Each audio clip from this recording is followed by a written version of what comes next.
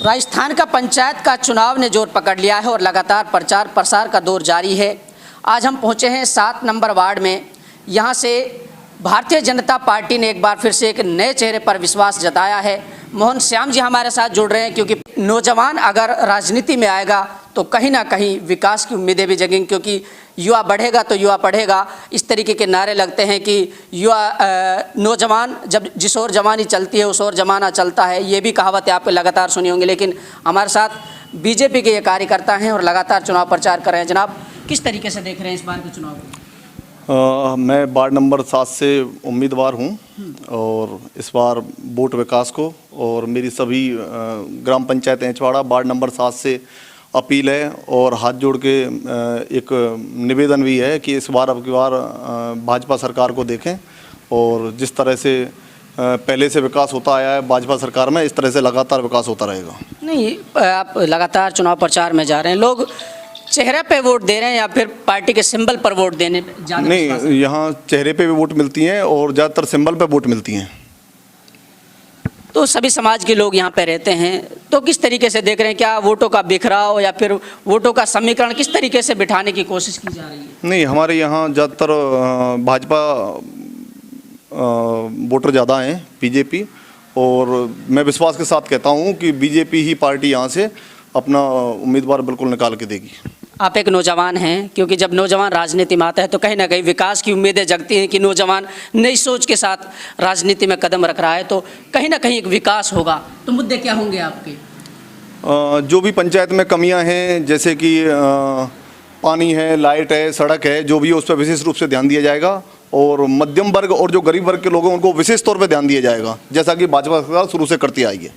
जाते जाते जनता को क्या संदेश देना चाहेंगे? कैसे नेता को चुने? मैं तो यही कहना चाहूँगा कि आने वाले 29 तारीख को भारतीय जनता पार्टी के वोट दें और दोबारा से विकास अपने रूप में लाए, विकास दोबारा से होगा और कहीं कोई संदेह नहीं है, और हम निश्चित रूप से वार्ड नंबर 7 से जीत कर आ रहे हैं। नहीं, विपक्ष को कहाँ देखते हो? भी और भी चुनाव मैदान में है, आपने तो पूरे तरीके से एक दावा कर दिया कि तो कोई नहीं है हमारे पास, और दूसरी पार्टी से कोई कैंडिडेट नहीं है, अदर निर्दलीय उम्मीदवार हैं, बाकी हम जीत के निकलेंगे, ऐसी कोई कहीं कोई दोहराए। लोगों का अच्छा रिस्पॉन्स मिल रहा है? बहुत अच्छा जी, बहुत बहुत शुक्रिया हमारे साथ जुड़ने के लिए। जनाब, IT सेल के प्रभारी उदय सिंह जी हमारे साथ जुड़ रहे हैं। जनाब, किस तरीके से देख रहे हैं पार्टी की विचारधाराओं से जुड़ करके आप काम कर रहे हैं? बिल्कुल, पार्टी की विचारधारा नहीं, हम विकास के साथ जुड़े हुए हैं। विचारधारा तो कई भी हो सकती हैं, एक समाज को घृणित करने वाली भी विचारधारा हो सकती है, लेकिन हम विचारधारक नहीं, हम विकास के साथ जुड़े हुए हैं और भारतीय जनता पार्टी विकास करती है, इसलिए हम मोदी जी से प्रेरित होकर और पार्टी ज्वाइन की है हमने। मोहन श्याम जी के साथ भी चुनाव प्रचार कर रहे हैं?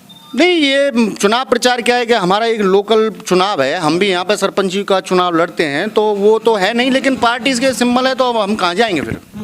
हमारा जो भी है सहयोग बनेगा, हम पार्टी के साथ हैं। तो पार्टी के साथ वोट जाएगा जी। और भी हमारे साथ लोग हैं। जनाब, क्या नाम है आपका? नरसिंह।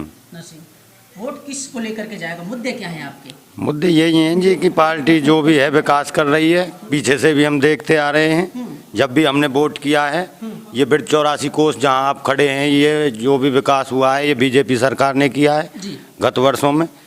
बाकी और जो विकास की दरें आगे आएंगी वो कर रही है पार्टी जी। देखिए, ये नौजवान है, ये यूथ है, ये युवा ब्रिगेड है।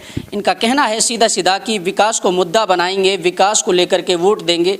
उनका पहला मकसद ये होगा कि विकास के पथ पर यहाँ की ग्राम पंचायत की जनता पहुँचे और यहाँ की ग्राम पंचायत का समस्त विकास हो और मुख्य धारा से जोड़ा जाए। ये इनका मेन पर्पज और इनका मकसद है, और इसी को लेकर के इन्होंने भारतीय जनता पार्टी से उम्मीदवारी पेश कर दी है। ये जनता तय करेगी कि वार्ड नंबर 7 से यहाँ किसको नुमाइंदा बनाना है, यहाँ किसको रहबरी सौंपनी है, यहाँ किसको नेता चुनना है।